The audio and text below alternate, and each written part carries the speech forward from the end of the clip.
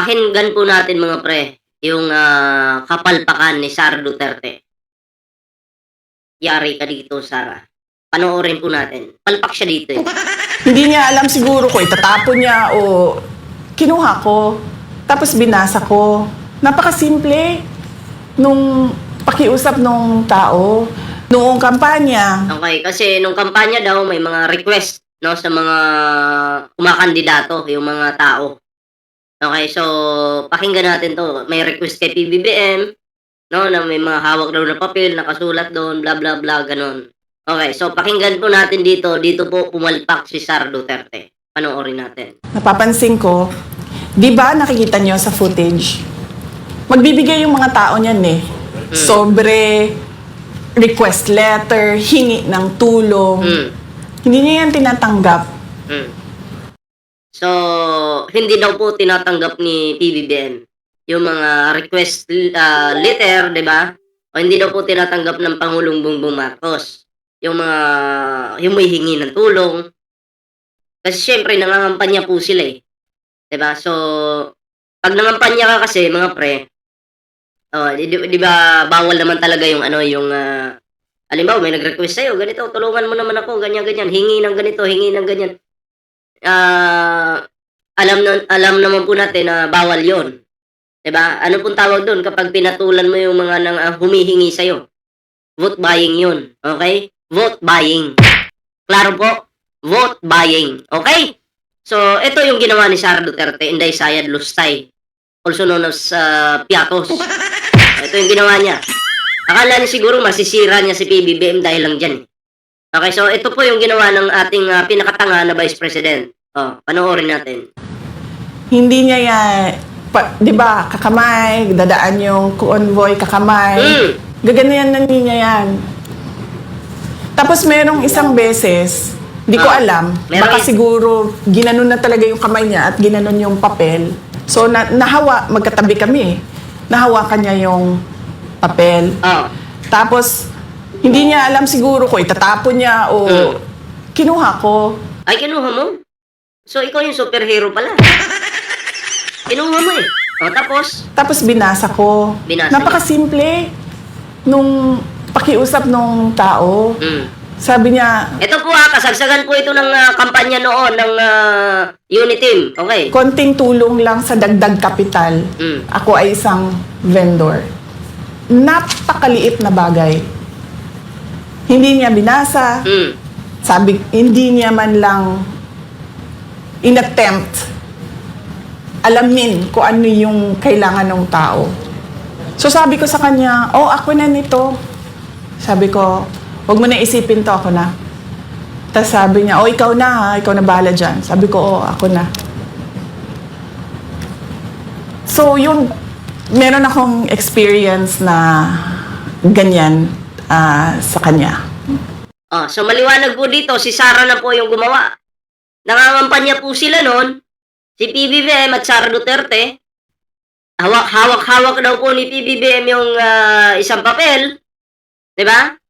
Tapos, ang nangyari po, si Sara Duterte kinuha daw at siya na daw pong bahala kasi yung vendor daw nanghingi ng kaunting kapital. So, ang sabi ni Sara Duterte, siya nang bahala. So, ibig sabihin, nabigyan niyo ng pera. Kaunting kapital, yung vendor na yon. So, ano pong tawag doon? Nangangampanya ka tapos binigyan mo ng pera yung vendor na yon.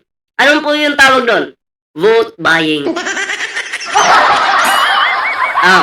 Nag-vote buying po pala itong si Sara Duterte noong ito'y nangangampanya kasama si PBBM. Diba? Mabuti na lang hindi tinulungan ni PBBM yun. Masisira po ang pangalan ng Pangulo kung ganon. Diba? Sasabihin ng iilan dyan, presidente nag-vote buying Matakbong presidente nag-vote buying So maliwanag po sa atin mga pre na nag-vote buying po pala ay si Inday Sayad Lustay Duterte, also known as Piatos. Diba? Siya po pala yung mahilig mag-vote buying. Klaro po, sa bibig niya mismo nang galing. Diba? So malamang kung ito may makakatakbo pa ito sa 2028, ganun din po yung gagawin nito. Diba? O siya na po yung umamin eh.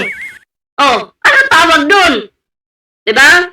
Siya na po mismo, galing na po mismo sa bibig niya na siya na daw po yung bahala.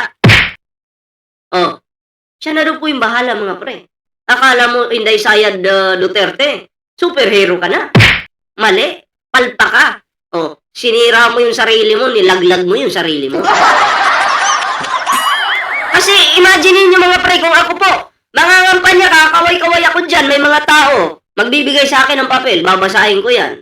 Eh kung ikakapahama ko naman, bakit ko ibibigay? Diba? Tutulungan mo isang vendor, kaunting kapital lang, aabutan mo ng pera, anong tawag doon? Bumibili ka. Binibili mo yung boto ng taong yan. Yeah? Maling-mali po yan sa ating batas. So, yun po yung klaro dyan. Yeah? So, kayo mga pre, anong reaction nyo dito?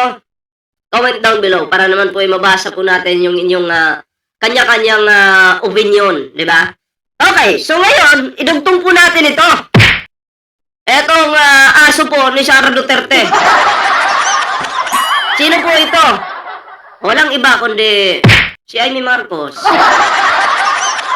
O basahin po natin ito ayun po ito, post po ito ng News 5. Ano nakalagay dito? Sara Amy, sa 2028, ibinahagi ni Amy Marcos na sunod-sunuran lang umano siya kay Sara Duterte. Sinabi ito ng senadora nang tanungin tungkol sa pinalulutang na tandem nila para sa 2028 elections. Ayan kasunod ito ng pag-anunsyo ng bise sa kanyang planong pagtakbo bilang Pangulo. Hindi naman direktang sinagot ni Amy Marcos kung kinukonsideran niya ang panukalang tandem. So, yun. Malinaw po dito sunod-sunuran lang daw po si Amy Marcos sa mga utos nitong si Sara Duterte. Gusto ni Sara Duterte. Diba? Anong tawag dun? Aso. Asong ulol. Diba? Kahit mali, yung ginagawa ng kanyang amo, dahil aso siya, wala siyang magagawa. Kundi maging sunod-sunuran na lang po. Yeah? So, ganun po, kaliwanag yan, mga pre, Amy Marcos, magiging sunod-sunuran lang kay Sara Duterte. Kahit mali. Intindihin na po natin yung aso. Okay? Pero kayo, maniniwala po ba kayo na etong si Amy Marcos kukuning Vice President ni Sara Duterte sa 2028? In case lang kung makatakbo pa ito si Sara Duterte kung hindi ito ma-impeach, okay? Kukunin ba yan si Amy Marcos?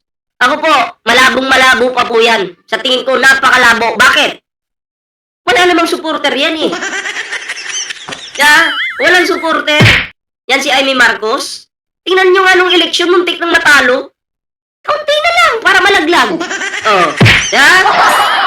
Kaunti na lang talaga para malaglag. Kaya, ako po, naniniwala po ako na itong si Amy Marcos, ginagamit lang ito ni Sara Duterte. Pero, hindi po ito papayagan ni Sara Duterte na siya yung makatandem sa 2028 elections.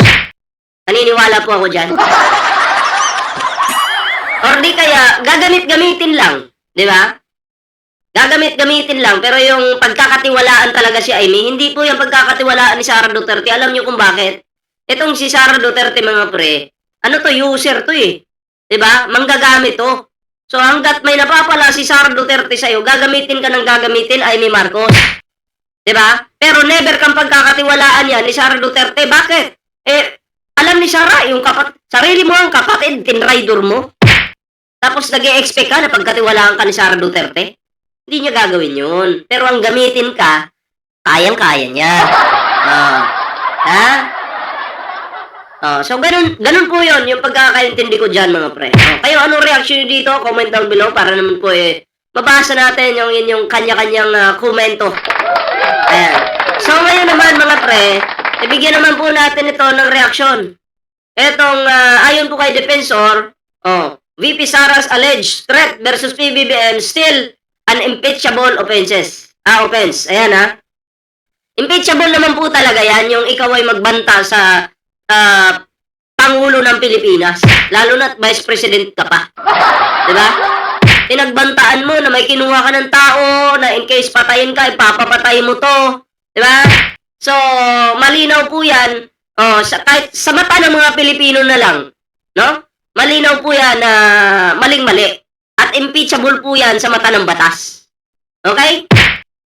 Ipapapatay mo si First Lady Liza Marcos, PBBM, Martin Romualdez. Nasa tamang pag-iisip ka pa ba? Tapos ngayon, sa interview mo, sasabihin mo na kaya mo gusto maging Pangulo, hindi para gumante. Dito pa nga lang bilang Vice President, wala ka na, laglag ka na. Di ba? Vice President, gusto mong gumanti, gusto mong magpapatay, anong tawag doon? Diba? Tapos sasabihin mo, hindi ka gaganti pag nagpangulo ka. Ang gusto mo, magpangulo ka, tapos may kinuha ka ng tao na recruit na magiging Vice President, kasi ang gusto mo, na yung Vice President na yon, tutukan yung mga taong gusto nyong ipakulong, tapos ikaw magtatrabaho. Ano? Alam mo, Sara Duterte, wala akong nakita na nagtatrabaho ka ng matino eh. Wala. Tamad ka? Vice President ka pa nga lang, wala kaming nakikita nagtatrabaho ka. At teka lang, ano po ba yung ginagawa ng Vice President? Ang tutukan ba yung mga taong gusto nyong ipakulong? Hindi po ganun ang trabaho ng Vice President. Ang trabaho ng Vice President ay gabayan ng Pangulo, tulungan ng Pangulo. Kung ano man yung mga proyekto na gustong isagawa ng Pangulo, dapat nandun ka sa tabi niya. Tinutulungan mo yung Pangulo. Yun yung trabaho ng Vice President. Hindi trabaho ng Vice President yung magpakulong. Papakulong kita. Hindi ganun. Sara Duterte, bobo. Grabe ka. Asan yung utak nito? Nawawala po yung utak ni Sara Duterte. Tulungan nyo naman. Hanapin nyo po. Kung mahanap nyo, pakihugasan na lang po. Wala baliktad mag-isip si Sara eh. Hindi ko alam bakit ganun. Ilalagay ka dyan bilang Vice President para ipakulong daw yung mga gusto nila ipakulong. Di ba? Boba. Kaya, ito si Sara, malala na to. Iwan ko lang ha, pero mukhang sa 2028 elections, hindi na po ito makakatakbo. Good luck na lang. Yan ha, ang aga-aga pa, nag-declare ka na, natatakbo ka. Alam mo naman, matatakot yung mga kongresista. Na wag yung napaboran ka patungkol sa impeachment laban sa'yo.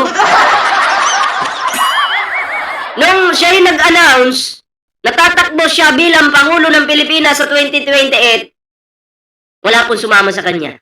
Kaya ang ginawa niya, nag-recruit na lang. Nag-recruit na lang po. Alain mo yun. Recruiter ka na pala ngayon. Hindi ka lang pala call center. Recruiter ka na. Tama na. Hindi po siya tama, pero may tama siya. Okay, mga pre, ano reaction nyo dito sa kalukuhan itong ating Vice President na walang utak? Comment nyo naman para naman po mabasa po natin yung inyong kanya-kanyang komento, no? Ayan, yung inyong mga reaksyon sa ating topic ngayon. Comment nyo po yan. At syempre mga pre, no? Huwag nyo pong kalimutang i-share yung ating mga video sa inyong mga GC, sa inyong Facebook. Ayan. Importante po yan mga pre. And syempre mga pre, no?